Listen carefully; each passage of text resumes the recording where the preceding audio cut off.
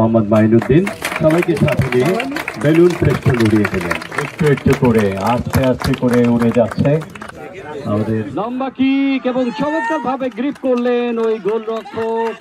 তবে দারুণ একটা আক্রমণ, গোল হওয়ার মতো পরিবেশ। সম্মানিত বিভিন্ন বিভাগের মাসুদ রানা পরিচিত হচ্ছেন, যারা এই ধরনের বহু ম্যাচকে পরিচালনা করেন। আমরা দেখতে পাচ্ছি এবারে হিসাব বিজ্ঞান তথ্য ব্যবস্থা জনাব সুমন মাহফুজ সহযোগী অধ্যাপক, তার নেতৃত্বে এই হাসি মুখটুকু যেন শেষ পর্যন্ত আমরা দেখি, সেই প্রত্যাশা আমরা রাখি। রাজশাহী বিশ্ববিদ্যালয় খেলাধুলা, সংস্কৃতি চর্চা, গবেষণা প্রত্যেকটি ক্ষেত্রে অনন্য একটা উচ্চতায় যেতে চাই এবং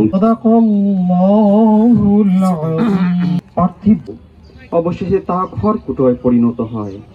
আর পরকালে রয়েছে এবারে পবিত্র গীতা থেকে পাঠ করছেন সৌরভ দাস। এইমাত্র কিক অফ হলো।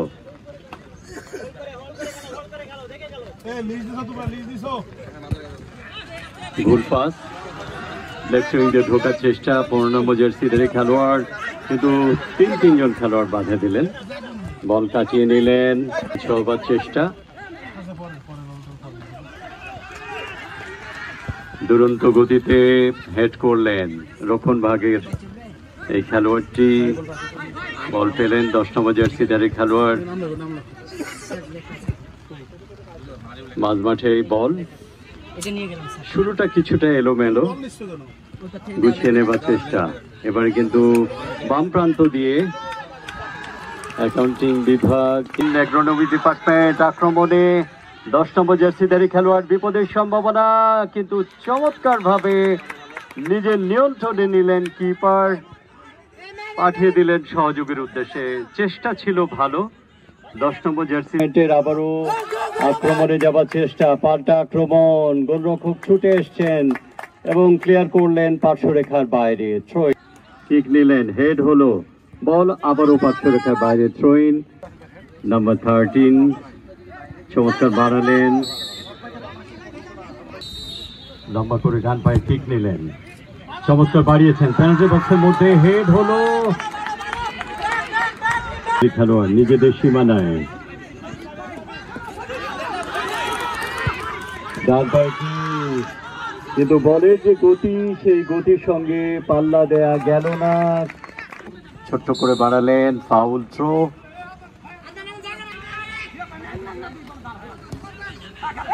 সাজিয়ে নিয়েছেন নাম্বার 15, আড়াআড়ি ভাবে বাড়ালেন, ওখানে নাম্বার 10 না 70।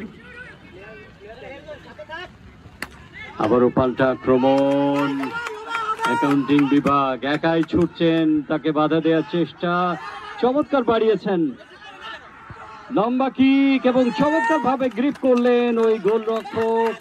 তবে দারুণ একটা আক্রমণ, গোল হওয়ার মতো পরিবেশ তৈরি হয়েছিল অ্যাকাউন্টিং বিভাগের। ফাউল ফাউল ফাউল, নিজেরাই তাকে তুলে ধরলেন। ফ্রি কিক নাম্বার 11, অনেকটা সহযোগী খেলোয়াড়দের ডান পায়ে লম্বা কিক, পেনাল্টি বক্সের কাছাকাছি জায়গায়। এবারে কিন্তু আবারও আশা করে